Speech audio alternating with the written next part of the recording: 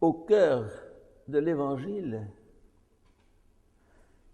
il y a une question que Jésus a posée à ses disciples. Pour vous, qui suis-je?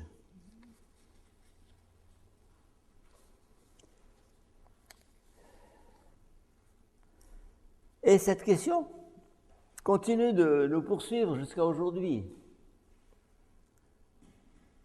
Jésus de Nazareth, qui es-tu? Car ce personnage énigmatique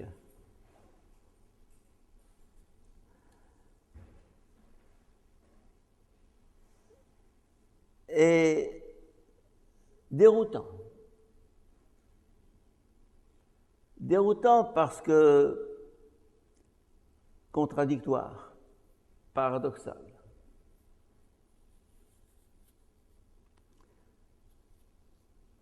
Et les gens n'arrivent pas à se situer par rapport à lui. Je prendrai le texte de Matthieu, chapitre 16. Lorsque Jésus a posé carrément la question à ses disciples, à ses apôtres.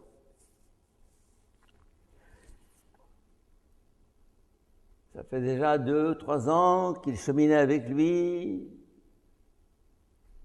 mangeant, dormant, buvant, causant avec lui. Et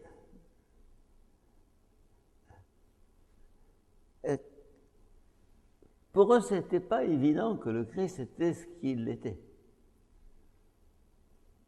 Disons, ils étaient fascinés par lui. On ne peut pas ne pas être fasciné par ce visage que je vous montrais hier. Il est fascinant, mais est-ce qu'il est simplement fascinant comme un acteur de cinéma est fascinant, comme un beau jeune homme est fascinant? Ou bien est-ce que cette fascination provient de plus profond? Alors, pour vous, qui suis-je? Les apôtres se regardent. Et il répond, tu sais, non, la question commence autrement. Que disent les gens que je suis? Que dit-on que je suis? Les gens, certains disent, je suis Jean-Baptiste, d'autres est Jérémie, d'autres Élie, d'autres un des prophètes. Et vous,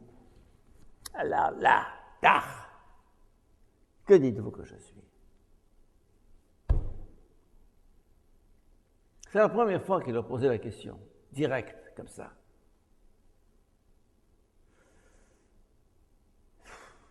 Pierre, je l'ai dit, le plus bête des 12.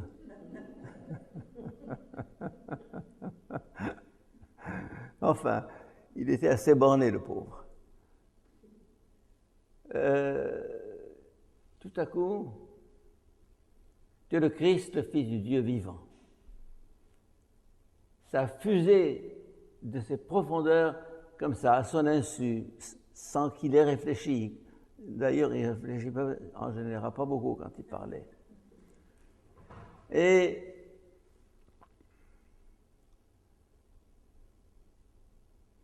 tu es le Christ, le Fils du Dieu vivant. Alors Jésus explose.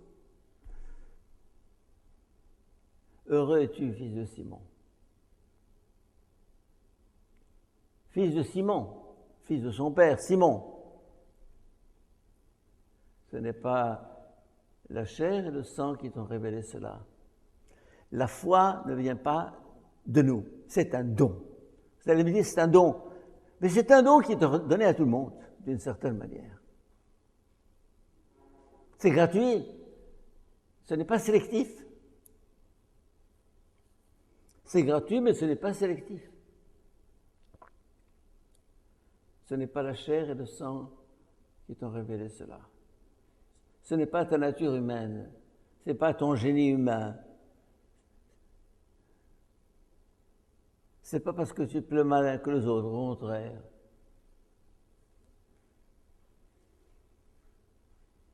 Je pense ici à un homme comme le curé d'Ars. Lui aussi, pauvre, n'était pas très doué humainement. Et c'est pourtant à lui qu'a été donnée une grâce qui n'a pas été donnée à beaucoup. Ce n'est pas la chair et le sang, mais mon Père qui est dans les cieux. Dans les cieux ou dans les cieux? Mon Père qui est dans les cieux. Et moi je te dis, tu es Pierre, tiens, tu n'es plus Simon. Simon? Non, il n'est plus Simon, il est Pierre. Nous venons de chanter le baptême. Le baptême, on change de nom. Eh bien, tu n'es plus ce fils de ton père et de ta mère. Tu es Pierre, tu es né de nouveau, tu es rené dans la foi de l'Esprit Saint. Je te dis, tu es Pierre, et sur cette pierre, je bâtirai mon Église. Quelle fragilité chez cet homme ignare.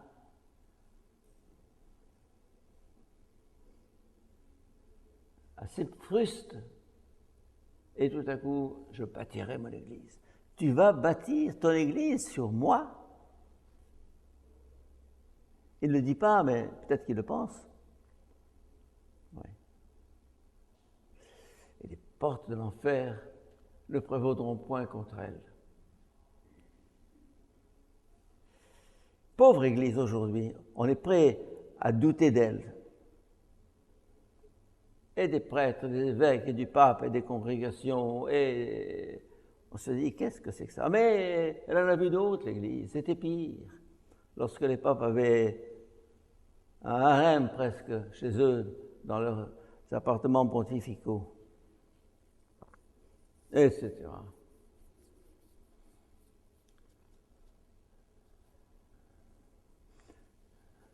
D'une certaine manière, c'est plus facile de croire à Jésus-Christ qu'à croire à l'Église. Oui.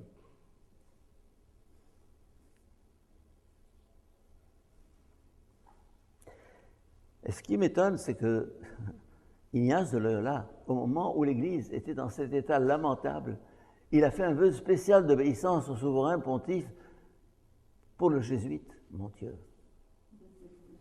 Il fallait y croire.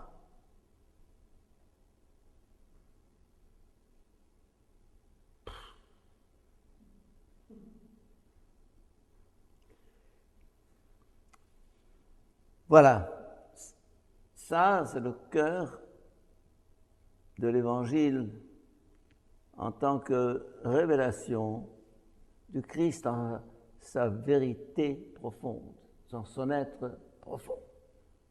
C'est lui.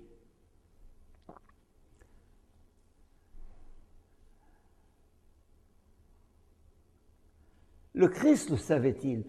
Le Christ savait-il qu'il était fils de Dieu? Qu'il était ce qu'il était? Oui. Oui et non. Non. Oui. Il en a pris une conscience progressive. De même que nous savons ce que nous sommes. Je sais, je suis en riboulade. Mais je sais davantage qui est en riboulade aujourd'hui que je savais il y a 20 ans ou 40 ans. Il croissait en âge, en sagesse et en je ne sais plus quoi, en taille, en âge et en sagesse, devant Dieu et devant les hommes. Il croissait. La connaissance du Christ, la conscience qu'il a prise de lui-même a été progressive, mais elle était là. Il savait. Et il a dit. Moi, ce qui me fascine chez le Christ, c'est cette lucidité sur son être profond.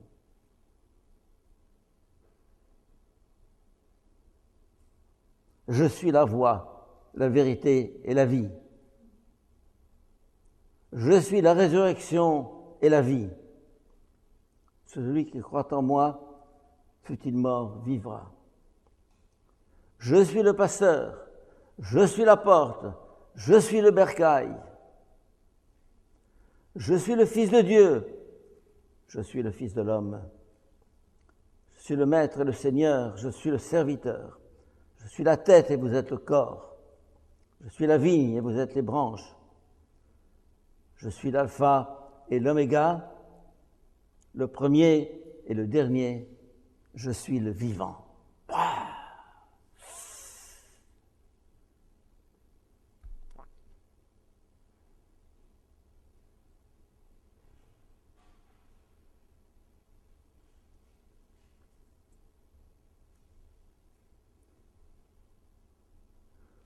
Croire au Christ, c'est croire à ça.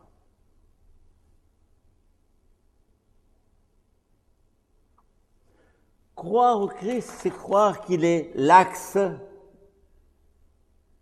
de l'histoire et de l'évolution. Croire au Christ, c'est croire qu'il est à l'origine et au terme du cosmos tout entier. Notre Christ est un Christ en totale disproportion par rapport à cet homme menuisier de Jésus de Nazareth, d'un obscur village. Quel abîme, quelle disproportion. C'est lui. Vous y croyez aujourd'hui? Oui. Mais nous y croyons si peu qu'on a peur de le dire. Seuls les musulmans convertis le disent haut et fort. Mais les chrétiens s'aplatissent. Surtout dans ces pays de vieille chrétienté comme le Québec ou la France. On n'ose plus dire sa foi. On a honte.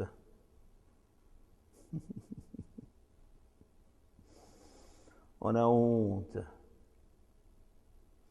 Oui, si vous la dites comme ça ne passera pas.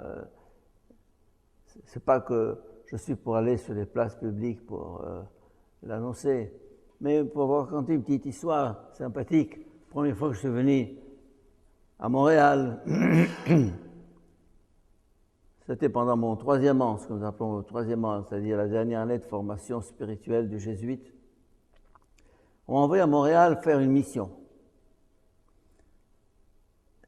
J'étais jeune prêtre, et on m'a installé dans, je ne sais pas si c'était Laval ou Jacques-Cartier ou je ne sais plus quoi, dans un grand espace devant un supermarché. Ça commençait à cette époque, les supermarchés. Et dans une caravane. C'est-à-dire cette espèce de roulotte, avec une affiche, un grand pancart, un grand panneau à la porte, un prêtre est à votre disposition. Alors de 8h du matin à 8h du soir, presque, j'étais là installé sur la place du marché. Les gens venaient, tiens, un prêtre. Les prêtres, c'est à l'église en général. Qu'est-ce qu'il vient faire ici? Voilà encore un petit exemple de ce qu'il faudrait réinventer aujourd'hui. Des prêtres qui s'installent sur la place du marché dans une caravane. Et j'étais là, avec une table, une chaise, et j'accueillais toutes sortes de gens. Bref, c'était pour dire simplement que il y a une présence et une annonce et une manière nouvelle d'évangéliser aujourd'hui qui ne se fait pas parce qu'on manque d'imagination. Nous sommes encore à dire aux gens, venez à l'église, mais foutez-nous la paix avec votre église, on ne vient, on n'en veut pas. Mais que l'église aille aux autres, non, venez à l'église.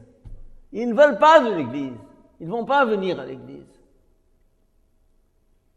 Mais si nous avons quelque chose à dire, on ira, on le criera. Et je vous le dis, ce sont ces simples chrétiens coptes d'Égypte qui ont ça dans le sang et qui n'ont pas peur de proclamer leur foi et de mettre leur croix. Ils savent que ça va leur valoir d'être un jour égorgés.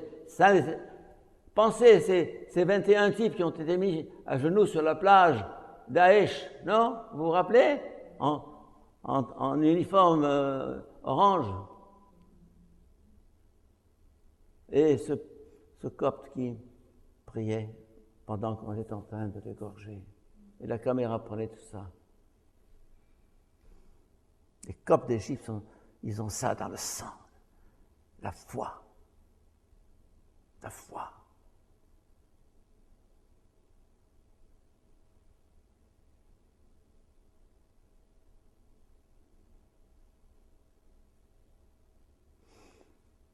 Et je pense encore au Soudan, quand j'ai commencé ma mission en 1981, avec 28 jeunes de toutes les confessions catholiques, orthodoxes, protestants, jeunes, vieux, religieux, laïcs, hommes, femmes. Et c'était le moment jusqu'à présent, où le gouvernement, c'était Nimeri, puis c'est devenu Tourabi, puis c'est devenu Omar el-Bashir actuellement. Les populations, les néo-chrétiens soudanais, qui ont une foi comme ça, ils ne sont même pas encore baptisés, souvent.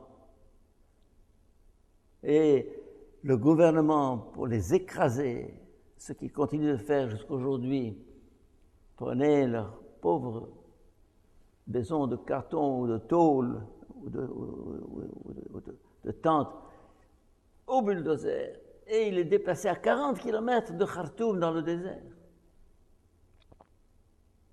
Et une religieuse m'a raconté, elle disait à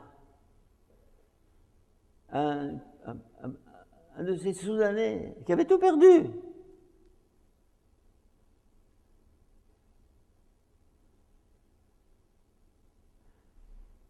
Mon pauvre, je vous le dis en arabe parce que c'est Kassaroulak Betak. Il répond à la sœur, ممكن يكسروا بيوتنا لكن لا يمكن أن يكسروا إيماننا. Mon pauvre, ils t'ont cassé, ils ont démoli ta maison. Il répond à la sœur, ils peuvent bien démolir ma maison, mais ils ne peuvent pas détruire ma foi. Ils peuvent bien me détruire la maison, mais ils ne peuvent pas détruire ma foi. Il avait peut-être 1 à 2 années de baptême, il venait d'être baptisé ou il était encore catéchumène. ممكن يكسروا بيوتنا مش ممكن يكسروا إيماننا. Ils ne peuvent pas nous briser la foi. C'est cette foi qui t'a fait revivre dans ce Québec qui a été autrefois tellement rayonnant de foi. C'est une autre foi que celle d'autrefois. Oui, mais il faut qu'elle renaisse. Il faut y croire. Il faut croire que le Christ est la réponse. Et c'est pour ça que j'ai choisi comme thème de cette retraite « Qui es-tu, Jésus de Nazareth ?» C'est une question posée aux chrétiens et aux non-chrétiens, car tout le monde est perplexe devant ce personnage. Car ce personnage a divisé l'histoire en deux. C'est un fait. Ouvrez n'importe quel dictionnaire. Avant Jésus-Christ, après Jésus-Christ. A, D, B, C. Avant Jésus-Christ, après Jésus-Christ. Un tel se situe par rapport à qui? Par rapport à cet obscur charpentier de Nazareth qui a divisé l'histoire en deux. Pascal le dit, un peuple entier le prédit avant sa venue, un peuple entier l'adore après sa venue. Ou une autre pensée. Jésus-Christ, que les deux testaments regardent l'Ancien comme son attente, le Nouveau comme son modèle, tous deux comme leur centre. Il est le centre.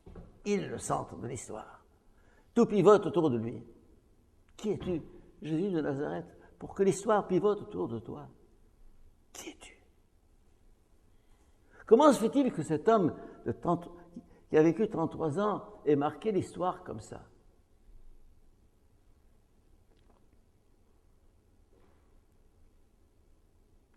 Vous allez me dire, mais il y en a d'autres qui ont marqué l'histoire. Mohammed, ah oui, aussi. Il a marqué l'histoire. Et d'autres, bien sûr, Napoléon, Lénine, Marx, etc. Mais nul n'a eu cette prétention, d'être ce que Jésus a prétendu être. Personne. Il savait qui il était, et il le disait. Il savait qu'il était la réponse. Il savait qu'il était le centre. Car la tendance aujourd'hui, non seulement chez les musulmans et les témoins de Jéhovah, chez beaucoup est d'en faire un prophète. Un prophète.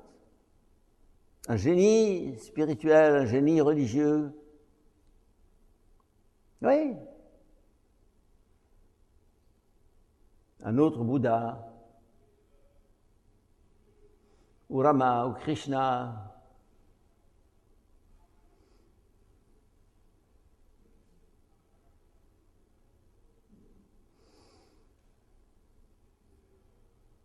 Oui, la tendance actuelle de dire oui, c'est un génie extraordinaire, un génie religieux.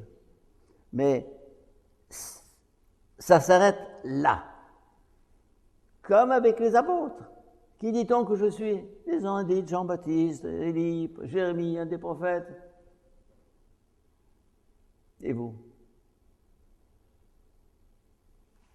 Jésus est prophète, bien sûr, mais il est plus qu'un prophète.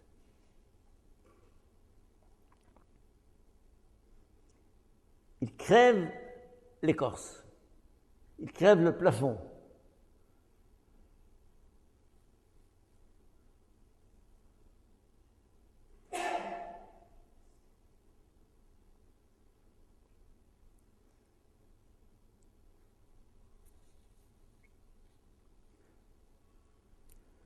Pourquoi?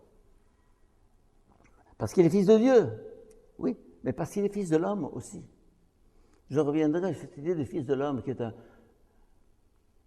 un terme mystérieux, car lorsqu'il dit « je suis le fils de l'homme », c'est plus que chez lui que d'être le fils de Dieu, d'une certaine manière. Vous verrez le fils de l'homme venant sur...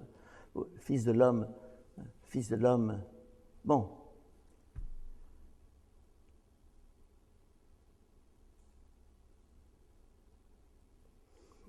Bref. Alors, fils de l'homme, ça veut dire quoi?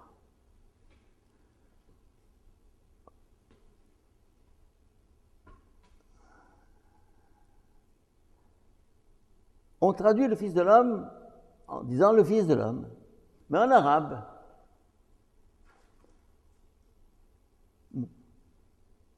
pour dire un être humain, un homme, on dit Bani Adam. Bani Adam. Bani Adam, ça veut dire fils d'Adam. Un fils d'Adam. Ana Bani Adam. Je suis un être humain. Ana Bani Adam. Pour dire un être humain, on dit Bani Adam, fils d'Adam. Ça signifie quoi? Ça signifie un homme. Bani Admin, au pluriel, des hommes. Quand il dit je suis le fils d'Adam, ça veut dire je suis l'homme. L'homme avec un H majuscule.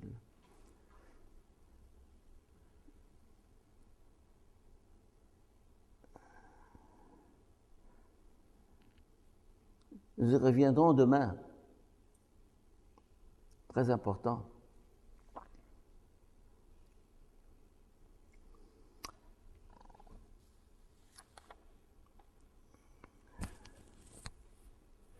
Toutes les religions et toutes les philosophies ont perçu qu'il y avait quelque part un prototype d'homme inclusif, total, synthétique, qui groupait en lui l'humanité entière.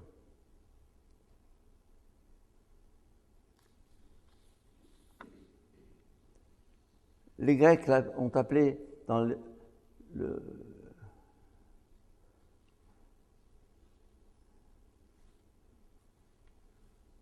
la gnose, Hermès Trismégiste, on l'appelait le poimandrès. Poimandrès, ça veut dire l'homme. Andrès, ça veut dire l'homme.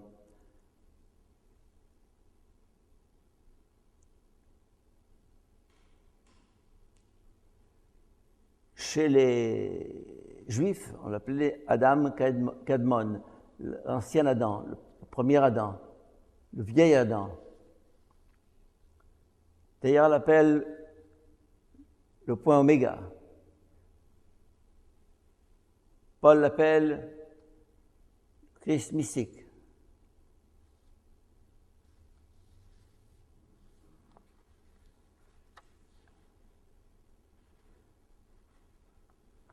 Dans le soufisme, on l'appelle Al-Insan al-Kamil, l'homme parfait. Bref, il y a dans toutes les religions et dans toutes les cultures l'idée d'un homme qui accomplit en lui la plénitude de l'humanité. Et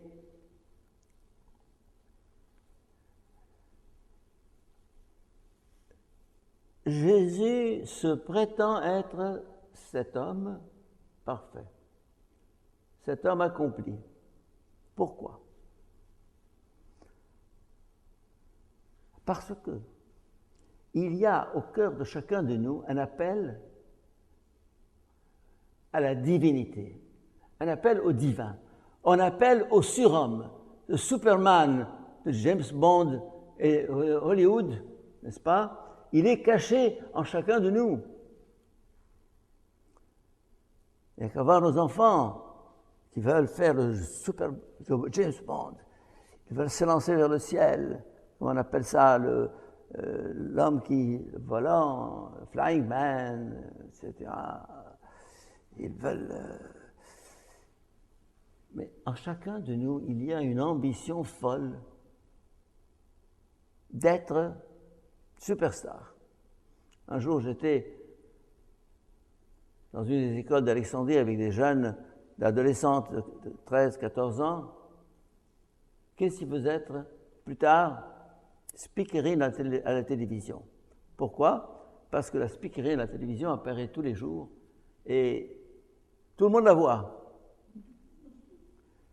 Demandez à un garçon qu'est-ce qu'il veut être. Il veut être un nouvel Einstein, un savant, ou bien un champion olympique, avec des muscles comme ça. Ben, il y a caché en chacun de nous une ambition folle.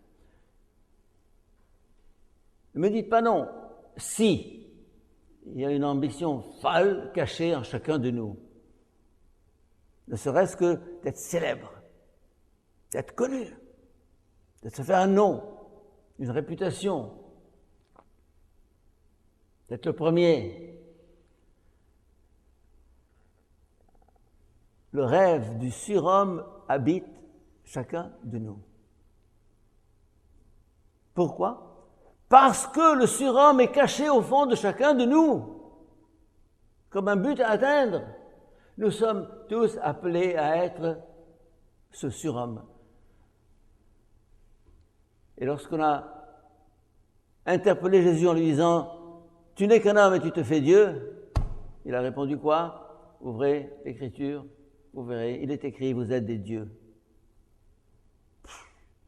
En d'autres termes,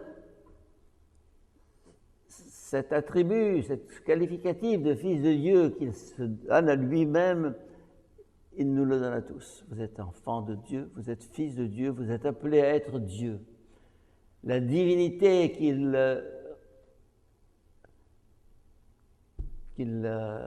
revendique, il nous la revendique aussi à nous. Il nous la donne. Ce qui n'est pas nature, nous ne le sommes par grâce, mais c'est la même divinité. Et il est venu pour ça. Et c'est là justement les deux grandes tendances de la théologie. Thomas, Duns Scott. Saint Thomas, il est venu nous sauver. Jésus est venu quoi? Nous sauver. De quoi? La faute originelle. Ah, bien. Bon, c'est ce qu'on répète. Duns Scott, non. Je crois qu'il était franciscain. Il est venu nous diviniser. Il n'est pas venu nous sauver. Sauver, c'est négatif. Diviniser, c'est positif. Et j'ai toute une brochure rouge, je ne l'ai pas ici, intitulée Théosis. Théos, le Dieu. Théosis, c'est la divinisation. Dans la spiritualité orientale, hein, on insiste beaucoup moins qu'en Occident sur la croix, la passion, la rédemption, l'expiation, que sur la glorification, la divinisation. C'est deux spiritualités. La spiritualité occidentale est très doloriste, si je puis dire. En Orient, on est beaucoup plus... non, on voit le beau côté des choses. Hein. Demandez à un Égyptien qui est dans la merde, excusez l'expression, comment vas-tu? Il va dire, Dieu merci, je vais bien. Demandez à un occidental qui a tout ce qu'il faut, comment vas-tu? Surtout en France, mal! Je me rappelle la réponse que je recevais de certains. Mais tu as tout. Ah. S'il avait mal dormi la nuit, il allait mal. Le monde était de travers. C'est-à-dire, alors, Duns Scott, qui est pourtant occidental, eh bien, il a dit non, le Christ est venu nous diviniser. Et il a pris ça au père de l'Église. Il a pris ça à l'Orient. Le Christ s'est fait homme pour que l'homme devienne Dieu. C'est toute la spiritualité des pères de l'Église d'Orient. Le Christ s'est fait homme pour que l'homme devienne Dieu. Le but de l'incarnation n'est pas simplement de sauver l'homme. Le salut que nous appelons le salut n'est qu'un effet second de la divinisation.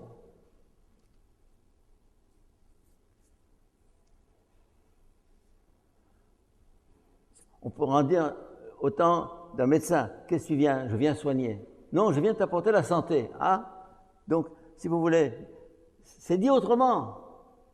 Je viens t'apporter la vie. Et qui l'a dit le premier? Mais c'est Jésus. Il a dit quoi?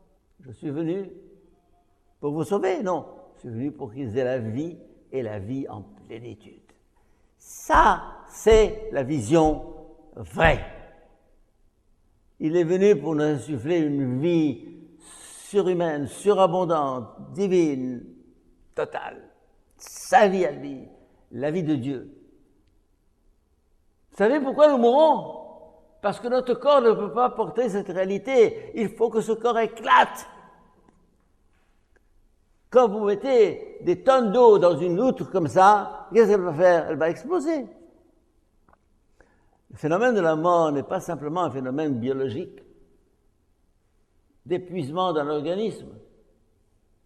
Le phénomène de la mort est lié au caractère limité d'un organisme qui ne peut pas porter tout ce qu'il est appelé à porter.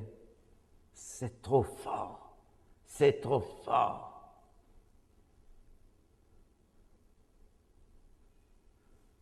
Demandez à deux amoureux.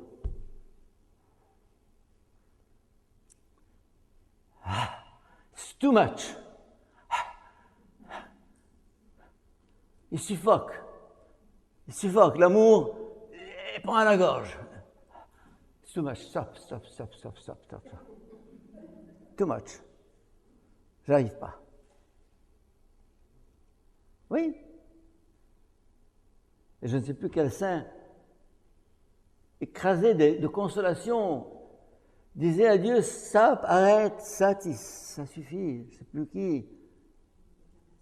Hein? Thérèse de Lisieux, peut-être? Je ne sais pas, non, c'est pas. Hein? Marie de l'Incarnation. Marie de l'Incarnation, peut-être, oui. En tout cas, une sainte qui disait, ou un saint qui disait, Seigneur, arrête, j'en peux plus, j'en peux plus. Il y a des jours où on éclate de bonheur, on éclate de bonheur. Alors, d'une certaine manière, le salut, c'est ça. Le salut, c'est ce passage obligé par la mort pour une métamorphose, pour une transformation radicale, transfiguration, pour une mutation, j'aime bien le mot mutation. La mort comme mutation, là encore, dans mon livre « Mourir et se naître », la mort comme mutation. Il faut passer par une mutation. Et le baptême dont nous parlions, c'est ça. C'est ça. L'ego éclate en attendant que le corps éclate. Ça dépend. Il y en a pour qui le corps éclate avant l'ego et d'autres pour qui l'ego éclate après le corps. C'est-à-dire que... Mais il faut que l'un et l'autre éclatent un jour. Nous sommes trop étroits, nous sommes dans une chemise comme ça. Comme un adolescent qui a grandi, on lui donne ses chemises de l'âge de 12 ans. Et il dit, ça ne va plus. Oui. Alors, proclamer la foi aujourd'hui, c'est révéler aux hommes qui sont des surhommes. Pas leur dire, vous allez à l'église le dimanche, sinon vous aurez... Non. Une annonce qui enthousiaste l'être humain. Il ne faut pas lui coller des clichés en lui disant « tu crois, tu crois, tu crois ». Oui, si tu veux, je peux y croire, mais enfin, ça me change pas grand-chose. Mais tu es appelé à être formidable. Et ça se traduit par un appel, moi avec mes gosses en Égypte ou ailleurs, je les appelais à l'héroïsme. Il n'y a qu'un seul appel intéressant pour l'homme, c'est l'héroïsme. L'héroïsme. Proposer à un gosse de 12 ans de faire des choses impossibles, ça, vous en ferez un homme. Je le mettais devant une paroi de 5 mètres rocheuse, en lui disant, qui va monter?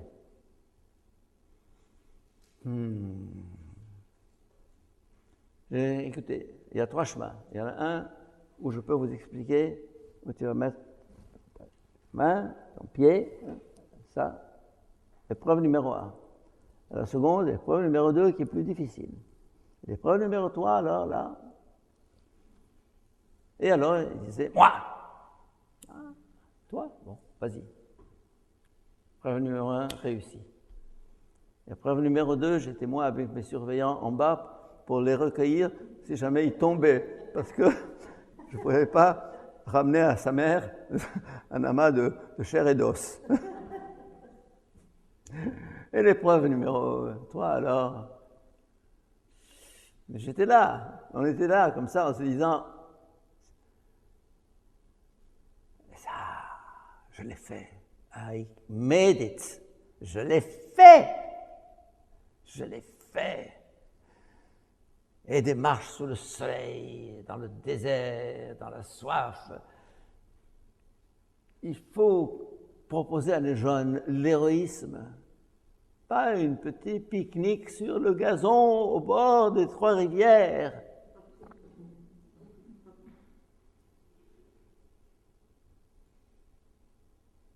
On va sortir, on va avoir un bon déjeuner, et puis on va... Voilà, le bonheur aujourd'hui. Non, propose l'impossible. Propose l'impossible. Et si l'Évangile m'intéresse, c'est parce que c'est un appel à l'impossible. C'est ça qui est intéressant dans l'Évangile.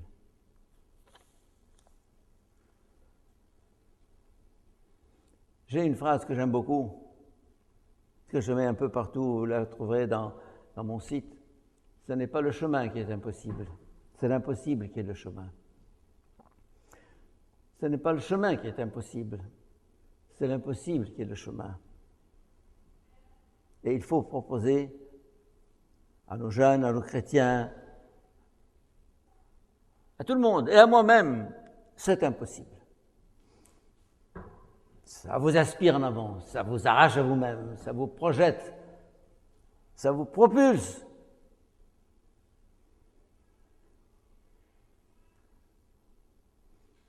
La tendance est de ramener l'Évangile et ses exigences à une petite morale comme ça. Tu sais, c'est pas tellement difficile, écoute. Le Christ n'avait pas cette pédagogie, c'est tout autrement. Seigneur, je te suivrai partout où tu iras. Les renards des tanières et les oiseaux du ciel ont des nids, mais le Fils de l'homme n'a pas reposé sa tête. Très bien, bye bye, on se reverra. See you later. Et toi? Je vais enterrer mon père. Laisse les morts enterrer les morts. Et toi? Je vais aller, quoi? Vendre des vaches, acheter une vache, je sais plus quoi. Va, achète ta vache et fous-moi la paix.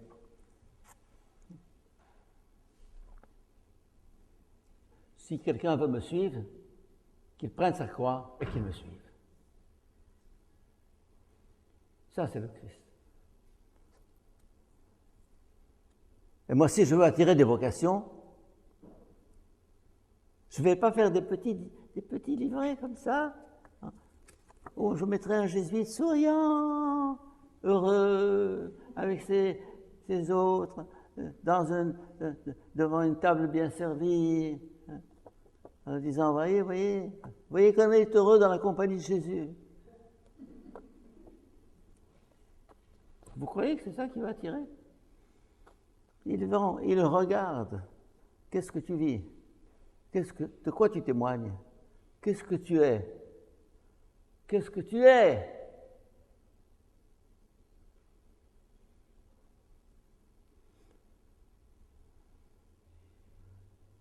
Alors, notre époque attend ça. Pas tant une doctrine, pas tant une prédication, pas tant une évangélisation au sens intellectuel ou théologique du terme, mais un témoignage.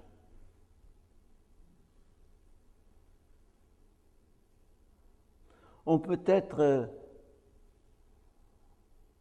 hyper admiratif pour les sœurs de Mère Teresa, on peut être hyper critique pour les sœurs de Mère Teresa que nous avons en Égypte, Alexandrie, au Caire, en Haute-Égypte. Elles sont drastiques parce que Mère Teresa était un caractère de chien, si je puis dire. Terrible, pas de télévision, pas de portable, pas de... Moi, autant je les admire, autant je leur dis, mais ces vieillards qui sont sur un banc toute la journée, mais donnez-leur un programme de télévision. Non, pas de technologie moderne. Bon, peu importe. En d'autres termes, chez les sœurs de Mère Teresa, c'est comme ça. Dans les ordres religieux, on a toujours commencé avec l'héroïsme. Pensez à François d'Assise. Et puis c'est descendu d'un cran, deux crans. On a dit, il faut être humain après tout. Il faut comprendre. Alors, maintenant, on dorlote les... Ou on se dorlote, ce qui est pire.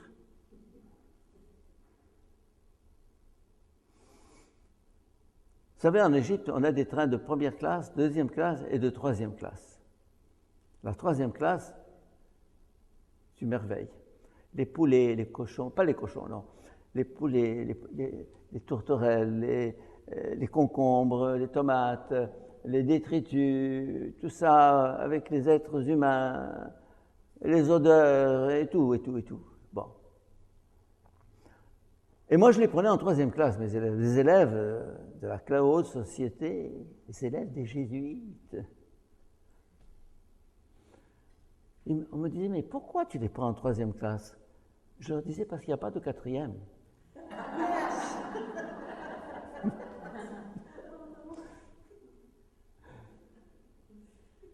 Et ils étaient heureux, ils ne trouvaient pas de place, ils s'installaient sur comment on appelle, là, les étagères, et oh, comme tout. Et regardez le paysage, enfin le paysage, ça veut dire les gens qui allaient, qui venaient. Voilà. Et par terre, et ils gardent un souvenir fou. Ils sont là, à Montréal, ces anciens-là. Ils ont 40, 50, 60 ans aujourd'hui, et ils se rappellent tout ça. C'est devenu une légende dans leur vie. Le Christ, là, il nous propose le chemin le plus difficile.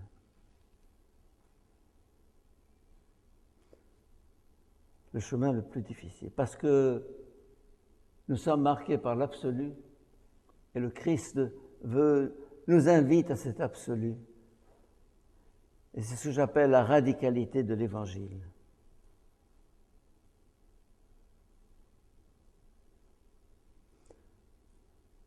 Alors, cet absolu n'est pas simplement proposé aux consacrés, aux religieux, il est proposé à tout chrétien, à tout homme. Alors, ce que le Christ est, ce qu'il a réalisé en lui, cette humanité parfaite, est notre